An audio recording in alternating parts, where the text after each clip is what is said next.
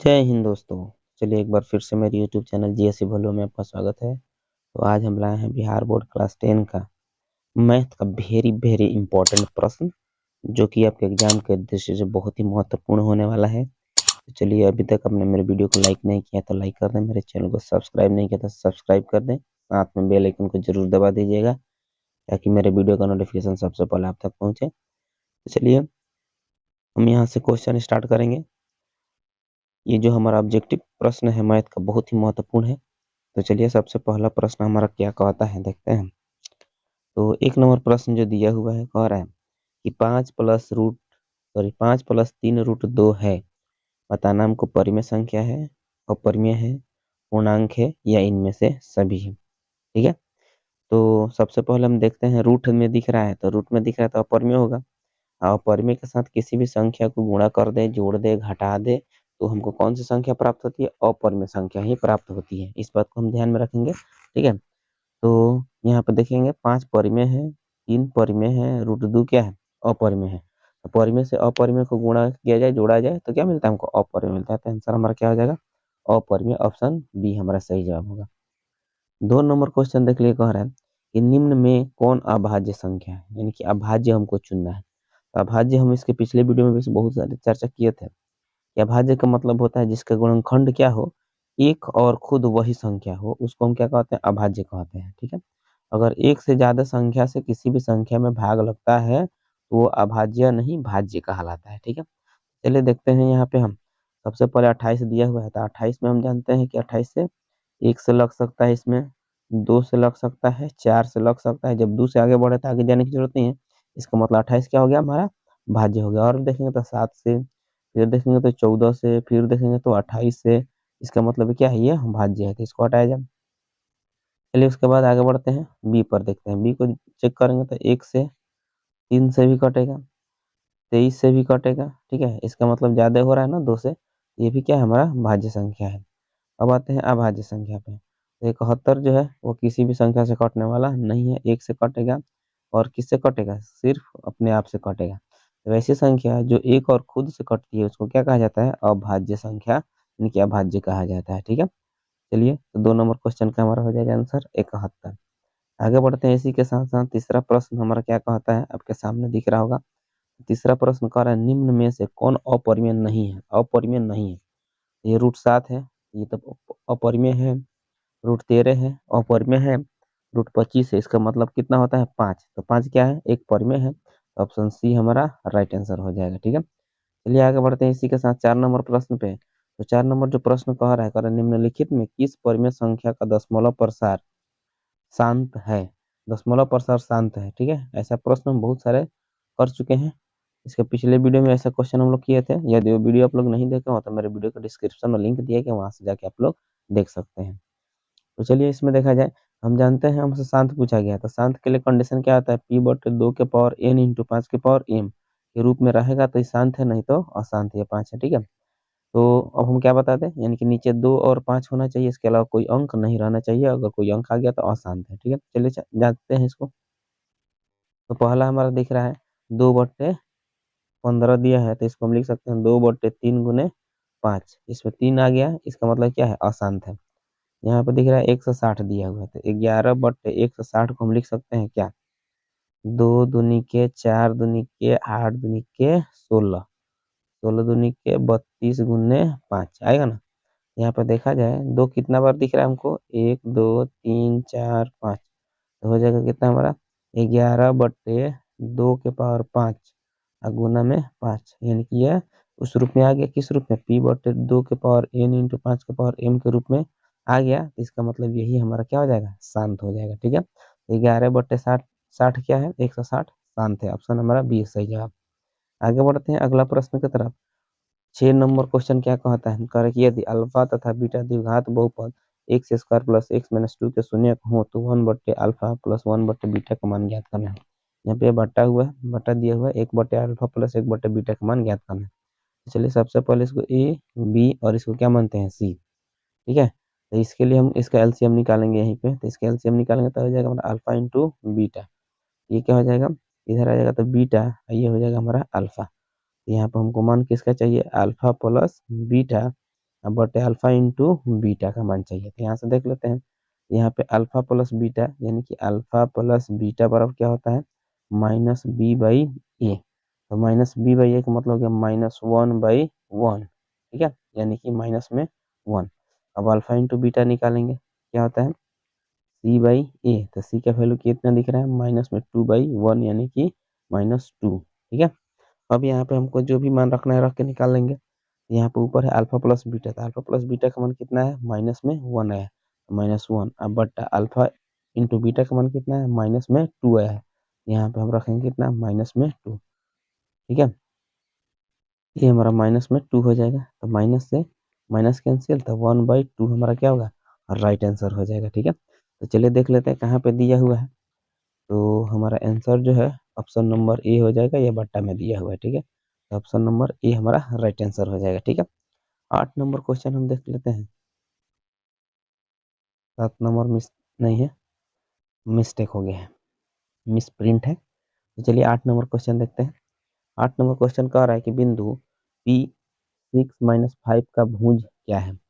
तो सबसे पहले आपको बता दें, एक्स वाई इस रूप में ये होता है। पहला को एक्स को भुज बोलते हैं, वाई को कोटि बोला जाता है, ठीक है। तो इसमें आपको दिख रहा होगा क्या, 6 हमारा क्या है, भुज है, -5 क्या है, कोटि है। तो हमसे प्रश्न में पूछा क्या गया, भुज। तो आपको जान चुके होंगे क्या आंसर होना चाहिए। तो ऑप्शन नंबर ए हमारा राइट आंसर हो जाएगा, यानी कि 6 आंसर हमारा होगा, ठीक है। 9 नंबर प्रश्न क्या कह रहा है देख सकते हैं। कह रहा है कि बिंदु 2-3 स्थित है, प्रथम पाद में, द्वितीय पाद में, तृतीय पाद में, चतुर्थ पाद में, ठीक है। तो इस प्रकार का भी क्वेश्चन हम उसमें कर चुके हैं, तो वो भी बहुत महत्वपूर्ण है। चलिए देखते हैं। सबसे पहले हम इसके बारे में थोड़ा सा आपको डिस्कशन करके बताते हैं। ये हमारा एक्सिस हो जाएगा, इसको एक्स कहते हैं, इसको एक्स डैश, ये वाई, और ये होता है वाई डैश। इसमें सब प्लस में होता है, इसमें माइनस प्लस होता है, इसमें प्लस सॉरी माइनस माइनस होता है, इसमें प्लस माइनस होता है, ठीक है। यानी इसमें प्लस प्लस दोनों होता है, ठीक है। तो हमारा साइन जो देखना है वो देखना है। इसको बोलते हैं प्रथम पाद, इसको द्वितीय पाद, इसको तृतीय पाद, इसको चतुर्थ पाद, ठीक है। इसमें दोनों प्लस है, यानी यहाँ पर अंक भी हमारा प्लस में है। तो आप समझ चुके होंगे किस में होना चाहिए, तो ये प्रथम पाद में का बिंदु है, ठीक है। ऑप्शन नंबर ए हमारा सही जवाब होगा। चलिए इसी के साथ अगला प्रश्न की तरफ बढ़ते हैं। 9 नंबर प्रश्न। 10 नंबर क्वेश्चन करिए, यदि एक्स बराबर ए, वाई बराबर बी, समीकरण एक्स माइनस वाई बराबर 2 तथा एक्स प्लस वाई बराबर 4 के हल होते तो ए और बी का मान क्रमशः है। ए और बी का मान ज्ञात करना है। आप यहाँ पर देख सकते हैं एक्स बराबर क्या है, ए है, वाई बराबर बी है, यानी कि एक्स और वाई का जो मान आएगा वही ए और बी का मान होगा, ठीक। तो समीकरण 1 और 2 मान का हल कर लेते हैं इसको। तो समीकरण हमारा पहला दिया है कितना, एक्स माइनस वाई बराबर में 2। समीकरण दूसरा दिया है एक्स प्लस वाई बराबर में 4 दिया है, ठीक है। चलिए इसको समीकरण 1 मान लेते हैं, इसको 2 मान लेते हैं, ठीक। ये घटाने पर जोड़ने पर कट जाएगा ये और ये। यहाँ बचा हमारा 2x बराबर, दोनों को जोड़ देंगे, 4 2 कितना हो गया, 6, काट दिया जाए 3। x का जो मान आ गया कितना आ गया, 3 आ गया, ठीक। जब x का मान 3 निकल गया तब लिखेंगे x का मान समीकरण 1 में रखने पर समीकरण 1 कितना दिया है, x माइनस वाई बराबर में दिया है 2। यहाँ पे x की जगह हम कितना रखते हैं, 3 माइनस वाई बराबर 2 हो जाएगा ना। तो माइनस वाई बराबर हो जाएगा 2 माइनस 3। तो माइनस वाई बराबर कितना आ गया, माइनस में 1, माइनस से माइनस काट दिया जाए तो वाई का जो मान है कितना निकल गया, 1 निकल गया, ठीक। हमें एक और वाई का सॉरी एक्स बराबर यहाँ पर दिख रहा होगा, और ये वाई बराबर ये है, ठीक है। यानी कि ए बराबर कितना आ गया, एक्स का मान कितना था 3, और वाई बराबर कितना है, वाई का जो मान है 1। आंसर हमारा हो जाएगा कितना, 3 और 1 आंसर हो जाएगा, ठीक है। तो चलिए देखते हैं कहाँ पे दिया हुआ है ऑप्शन में हमारा। तो ऑप्शन नंबर हमारा शायद सी राइट आंसर हो जाएगा, ठीक है। चलिए आगे बढ़ते हैं। इसके बाद से क्वेश्चन नंबर 11 की तरफ। तो क्वेश्चन नंबर 11 हमारा क्या कहता है, कह रहा है कि समीकरण x square plus 2x plus 4 equal to 0 के मूलों की प्रकृति है, यानी उसका मूलों की प्रकृति बताना है, ठीक है। हम तीनों कंडीशन आपको पहले ही बता चुके हैं कि D is greater than 0, D equal to 0 और डी इज लेस देन 0, ठीक है। ये तीनों कंडीशन आप ध्यान में रखिएगा, एग्जाम के दृष्टि से बहुत ही महत्वपूर्ण है। तो ये अगर कंडीशन में आता है तो मूल वास्तविक और असमान होगा। ये कंडीशन आता है तो मूल वास्तविक और समान होगा। जब ये कंडीशन आ जाएगा तो मूल वास्तविक नहीं होगा, यानी कि 0 से छोटा होगा। चलिए देखते हैं। इसको ए कहेंगे, इसको बी कहेंगे, इसको सी कहेंगे। तो सबसे पहले हमको डी निकालना पड़ेगा ना। तो डी इक्वल टू होता है बी स्क्वायर माइनस 4 AC, तो देखते हैं बी की जगह कितना है 2 का स्क्वायर, अब माइनस 4, ए की जगह कितना है 1 और सी की जगह कितना है 4। यहाँ जाके 2 का स्क्वायर 4 4, यहाँ पर बचा चुके 16, बराबर हो जाएगा माइनस में 12। तो आप देख सकते हैं माइनस में आ गया, यानी कहने का मतलब है क्या है, जीरो से छोटा है, यानी कि D is less than zero, यानी कि जीरो से ये छोटा है। इसका मतलब क्या होगा, मूल वास्तविक और असमान हो जाएगा, सॉरी मूल वास्तविक नहीं होगा, यानी कि अवास्तविक होगा। चलिए देखते हैं कहाँ पे आंसर दिया है। तो ऑप्शन नंबर हम सी के साथ चलेंगे, अवास्तविक होगा, यानी कि मूल वास्तविक नहीं होगा। चलिए आगे बढ़ते हैं। इसके बाद अगला क्वेश्चन नंबर 12 हमारा देखिए क्या कहता है। 12 नंबर क्वेश्चन कह रहा है कि बिंदु है 4 - 1 और 2 3 के बीच की दूरी ज्ञात करना है। दूरी निकालना है तो दूरी का सूत्र हमारा मालूम है हमको, क्या होता है, दूरी बराबर होता है रूट अंडर x1 - x2 का whole square plus y1 - y2 का होल स्क्वायर। ठीक है, यहाँ पर इसको x1 कहते हैं, y1 कहते हैं, x2 कहते हैं, इसको y2 कहते हैं। ठीक है, हम रखेंगे अब रूट अंडर x1 - x2, तो x1 कितना दिया है 4 और माइनस x2 कितना दिया है 2, मिस्टेक हो गया, यानी कि फॉर्मूला तो लिखे हैं, हम देख सकते हैं। तो जो कितना 4 - 2 का होल स्क्वायर और प्लस -1 -3 का होल स्क्वायर। ठीक है, यहाँ से अगर इसको घटाया जाए तो 2 2 का स्क्वायर 4, यहाँ से हो जाएगा, दोनों माइनस में है तो जुट कर माइनस 4 4 चुके 16, तो रूट अंडर कितना हो गया 20। रूट अंडर 20 को हम क्या लिख सकते हैं, 2 दूनी के 4 5 20, यानी कि 2√5 लिख सकते हैं। तो आंसर हमारा हो जाएगा 2√5, ऑप्शन नंबर डी हमारा सही जवाब हो जाएगा। ठीक है, आगे बढ़ते हैं इसी के साथ अगला प्रश्न की तरफ। तो 13 नंबर जो प्रश्न है वो क्या कहता है, आप देख सकते हैं। कह रहा है कि बिंदु है 4 10 और 2 2 को मिलाने वाले रेखाखंड के मध्य बिंदु से बिंदु इतना की दूरी क्या है। क्वेश्चन समझ में आया।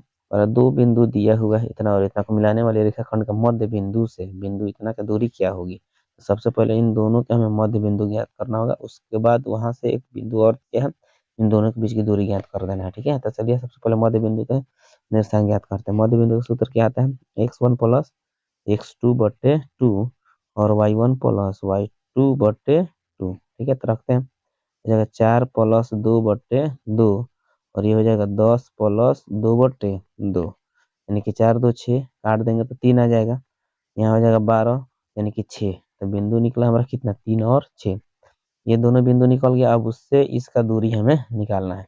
तो दूरी बराबर सूत्र क्या होता है, रूट अंडर x1 - x2 का whole square plus y1 - y2 का होल स्क्वायर, ये नहीं होता है। चलिए आगे बढ़ते हैं, यहाँ से देख लीजिए। x1 मान लीजिए, किसी को मानते हैं 0 माइनस कितना दिया है 3 का होल स्क्वायर आप प्लस यहाँ पर 2 है तो 2 माइनस कितना दिया है 6 का होल स्क्वायर। ठीक, यहाँ पे हो जाएगा कितना 3 तरीका 9 प्लस यहाँ से देख लीजिए, माइनस में 6 है और प्लस में 2 है, घटेगा तो माइनस 4 4 चौके 16, हो गया रूट अंडर 25। अब 25 के वर्गमूल कितना होता है 5, आंसर हमारा हो जाएगा 5 इकाइयाँ। ठीक है, ये हम उम्मीद है कि ये क्वेश्चन आपको समझ में आ गया होगा। तो चलिए आगे बढ़ते हैं, आंसर देखते हैं कहाँ पे 5, ऑप्शन नंबर सी हमारा सही जवाब हो जाएगा। ठीक है, चलिए आगे बढ़ते हैं अगला प्रश्न की तरफ। तो प्रश्न नंबर 14, प्रश्न नंबर 14 क्या कहता है हमारा कि यदि त्रिभुज ABC के शीर्षों के निर्देशांक a बराबर 2 4 b बराबर 0 6 तथा c बराबर 4 - 1 हो तो त्रिभुज के केंद्र का निर्देशांक ज्ञात कीजिए। त्रिभुज के केंद्र का निर्देशांक क्या होता है आप जानते हैं, x1 + x2/x3, बट्टा में हो गया 3, दूसरा इसमें कोमा देके y1 + y2 + y3 बट्टा में हो जाएगा 3। ठीक है, यानी ये x1 है, x2 है, x3 है, y1 है, y2 है और यहाँ पे जो है इसको y3 कहा देंगे। ठीक है, तो चलिए इसको लिखा चलेगा x1 यानी कि 2 प्लस x2 कितना है 0 प्लस x3 4 और बट्टा में हो जाएगा 3। ठीक है, इसका देखते हैं, हो गया 4 प्लस 6 प्लस उसके बाद ये कितना है माइनस में 1 है। ठीक है, अब बट्टा में हो जाएगा कितना 3, ये दोनों को जोड़ लेंगे तो हो जाएगा 6/3, इसको देखो 6 4 10, 10 में से 1 घटा लेंगे तो कितना बचेगा 9/3, समझ रहे हो ना, ये माइनस में तो इसलिए घटा लेंगे तो 3 और ये हो जाएगा 2, तो बिंदु निकलेगा 2 और 3। तो देख लीजिए कहाँ पे दिया हुआ है, तो 2 और 3 हमारा आंसर हो जाएगा। तो देखिए option number 2/3। Option number B हमारा राइट आंसर हो जाएगा। ठीक है, चलिए आगे बढ़ते हैं अगला साथ इसी के साथ अगला प्रश्न की तरफ, यानी कि 15 नंबर प्रश्न हमारा क्या कहता है।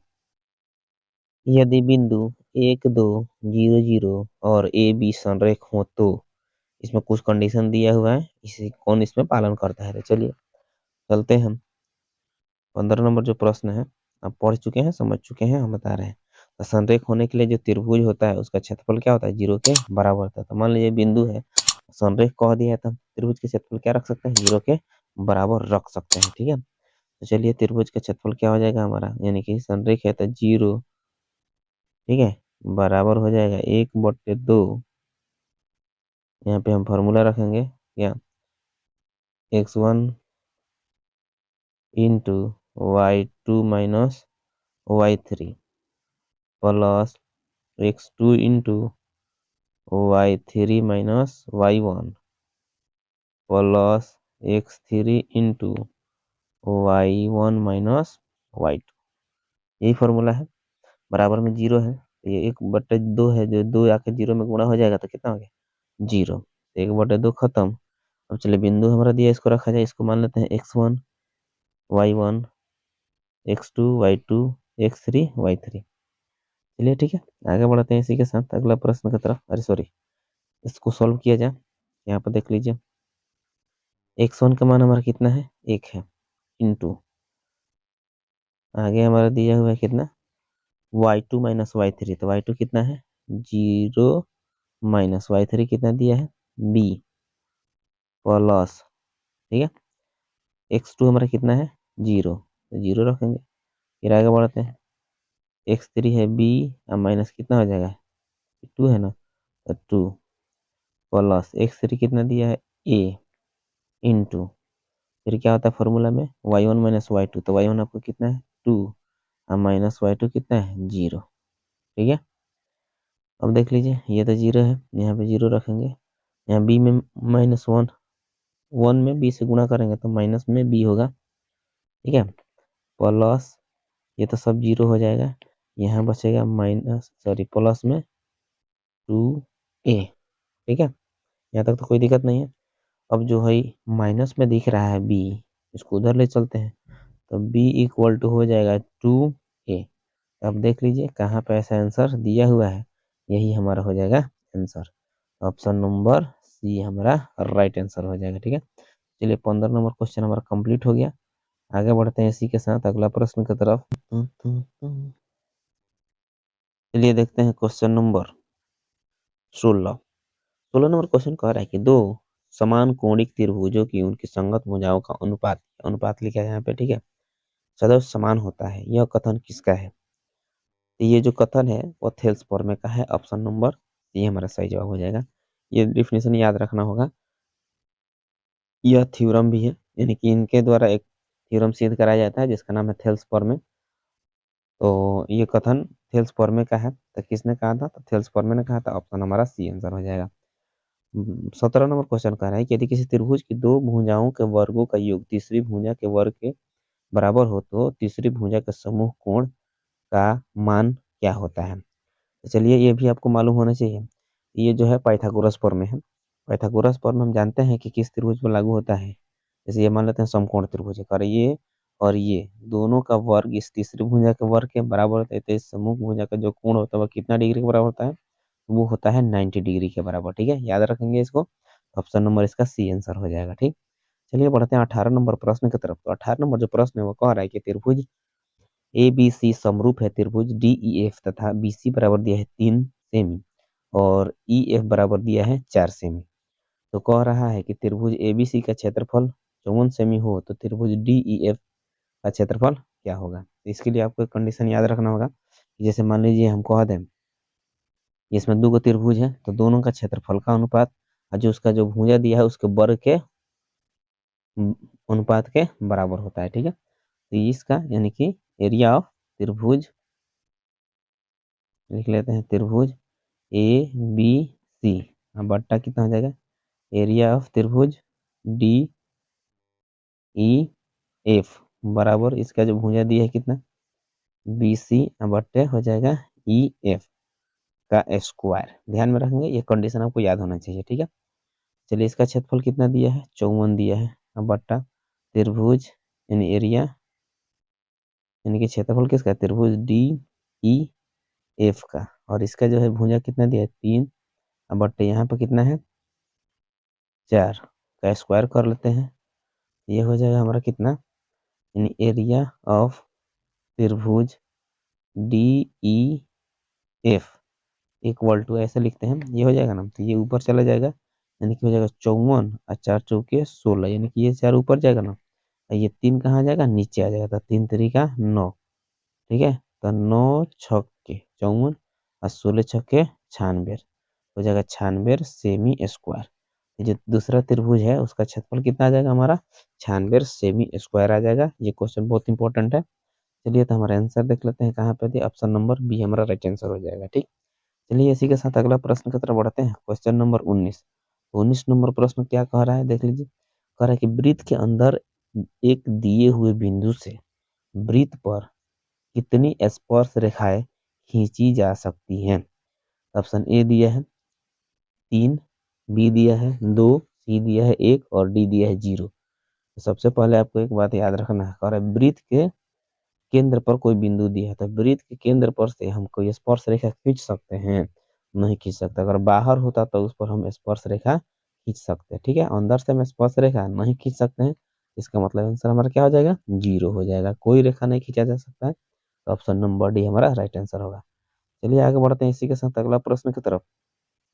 कह रहा है 20 नंबर, कह रहा है त्रिभुज नंबर कह रहा है, यदि त्रिभुज ए बी सी तथा त्रिभुज डी एफ ए बी बटे डी ई, यहाँ पे बाटा दिया हुआ है, ठीक है, बराबर बी सी बटे ई एफ, तो दोनों त्रिभुज समरूप होंगे जब, कब दोनों त्रिभुज समरूप होंगे, तो कंडीशन हमारा दिया है ए कोण ए बराबर हो जाएगा कोण एफ, कोण ए बराबर कोण डी, कोण बी बराबर कोण डी और कोण बी बराबर कोण ई। तो यानी इस तरह का क्वेश्चन हम इसके पिछले वीडियो में भी किए थे। तो हमारा राइट आंसर हो जाएगा कोण बी बराबर कोण डी, ऑप्शन सी हमारा सही जवाब होगा। चलिए आगे बढ़ते हैं अगला प्रश्न की तरफ, 21 नंबर। तो 21 नंबर क्वेश्चन कह रहा है कि समद्विबाहु समकोण त्रिभुज, कौन सा त्रिभुज है, समद्विबाहु समकोण त्रिभुज एबीसी में जहाँ कोण सी समकोण है, तो ए बी का स्क्वायर बराबर क्या हो जाएगा, 2AC का स्क्वायर। ऑप्शन हमारा सी, अरे सॉरी ए सही जवाब हो जाएगा, समझ रहे ना। यानी कि यहाँ पर देख लीजिए, सी हमारा समकोण दिया है, ए हो गया, मान लेते हैं इसको ए, ये हो जाएगा हमारा बी। इसको कौन कहते हैं, ये दोनों भुजा आपस में क्या है, बराबर है, ठीक है, ए सी और बी सी, जितना ए है उतना ही ना ए है। अगर मान लेते हैं ए सी है स्क्वायर प्लस इसको मान लेते हैं बी सी, अगर हम चाहें तो बी सी के जगह पर ए सी भी रख सकते हैं, यानी कि ये हो जाएगा हमारा ए बी का स्क्वायर बराबर ए सी का स्क्वायर प्लस बी सी का स्क्वायर, ठीक। तो हो जाएगा हमारा ए सी के जगह पर बी सी रख सकते हैं, बी सी की जगह पर ए सी रख सकते हैं, क्योंकि दोनों का मान बराबर, तो ए सी स्क्वायर प्लस इसके जगह पर हम रख लेते हैं ए सी स्क्वायर, दोनों को जोड़ लेते हैं 2AC स्क्वायर हमारा राइट आंसर हो जाएगा। तो ऑप्शन ए हमारा सही जवाब है। चलिए आगे बढ़ते हैं, इसके बाद से अगला प्रश्न जो हमारा 22 नंबर दिया हुआ है। तो 22 नंबर क्वेश्चन क्या कहता है आप देख सकते हैं। कह रहा है कि किसी बाह्य बिंदु P से एक वृत्त जिसका केंद्र O है और खींची गई दो स्पर्श रेखाओं PA तथा PB के बीच का कोण 80 डिग्री है, तो कोण POA का मान क्या होगा। चलिए इसको हम फिगर ड्रॉ करते हैं, उस फिगर के सहायता से आपको हम समझाने का प्रयास करेंगे, उम्मीद है कि आपको समझ में अच्छा से आ जाएगा, ठीक है। तो चलिए हम देखते हैं, सबसे पहले एक हम क्या ले लेते हैं, एक वृत्त ले लिया जाए, ये वृत्त हो गया, ठीक है। अब यहाँ से दो स्पर्श रेखा ले लेते हैं, ये दो स्पर्श रेखा हो गया, ठीक है, ये इसका केंद्र हो गया जिसका नाम O है, यहाँ एक स्पर्श रेखा ऐसे यहाँ मिला दिया गया, ये हो जाएगा हमारा क्या, मान लेते हैं इसको P, इसको कह देते हैं B, सॉरी A कहते हैं इसको और इसको कहते हैं B, इसको जो है मान लेते हैं P। तो यहाँ पे जो आप देख सकते हैं कोण जो है PA और PB के बीच का जो कोण दिया हुआ है 80 डिग्री दिया हुआ है यहाँ पे, ठीक। यहाँ से एक रेखा ऐसे ले लिया जाए, ये हमारा 80 डिग्री है। तो आप जानते हैं कि परिधि पर जो कोण बनेगा कितना बनेगा, 90 डिग्री का बनेगा यहाँ पे। हमसे पूछा गया है POA, तो P यहाँ पे है, O यहाँ पे है, इसका मान ज्ञात करना है, ये वाला हमें मान ज्ञात करना है, ठीक है। जब ये दो भाग में बटेगा तो ये भी तो 40 हो जाएगा ना, और यहाँ पे 90 है ऑलरेडी, इधर वाला भी 40 हो जाएगा। हमें इसका मान ज्ञात करना है। ठीक है, ये कितना हो जाएगा, हम जानते हैं त्रिभुज के तीनों कोणों का फूल 180 होता है। तो जब ये हमारा 40 हो गया और ये 90 हो गया तो ये तीसरा कितना होगा, 180 माइनस 90 माइनस 40 हो जाएगा 180। ये दोनों को जोड़ लेंगे तो कितना हो जाएगा 130। तो घटेगा तो कितना बचेगा 50 डिग्री। हमारा आंसर कितना हो जाएगा 50 डिग्री। चलिए देखते हैं कहाँ पे दिया है। तो ऑप्शन नंबर ए हमारा सही जवाब हो जाएगा। ठीक है, आगे की तरफ बढ़ते हैं। 23 नंबर प्रश्न। तो 23 नंबर क्वेश्चन कर रहा है कि त्रिभुज एबीसी की भुजाएं ए बी और ए सी पर दो बिंदु हैं डी तथा ई इस प्रकार हैं कि डीई समांतर बीसी तथा एडी अनुपात डीबी बराबर 3:1 है। यदि एई बराबर दिया है 6.6 सेमी तो एसी का मान ज्ञात करना है। ठीक है, क्वेश्चन अगर ध्यान से नहीं पढ़ाएगा तो गड़बड़ा जाएगा। ठीक है, तो हम जानते हैं ये कौन सा है, ये थेल्स फॉर्मे वाला है। तो इसमें कंडीशन हम सबसे पहले एक फिगर ड्रॉ कर लेते हैं। मान लीजिए ए है, ये हो गया बी और ये हो जाएगा सी। इसका वैल्यू दिया है क्या, डी और ये हो जाएगा ई। यहाँ देखते हैं ए ई बराबर दिया यानी कि 6.6। हमसे पूछा गया है ए सी एन टोटल यहाँ से लेके यहाँ तक का मान पूछा गया है। ठीक, इसके लिए कंडीशन ये होता है क्या कि ए डी बटे डी बी बराबर ए ई बटे ई सी। ठीक है, ये कंडीशन होता है थेल्स फॉर्मे का। चलिए ए डी हमारा दिया है 3/1 बराबर ए ई हमारा कितना दिया है 6.6। इसी निकाल लेते हैं, यहाँ से इसको काट दिया तो 2.2। तो इसी का जो मान है वो कितना निकल गया 2.2।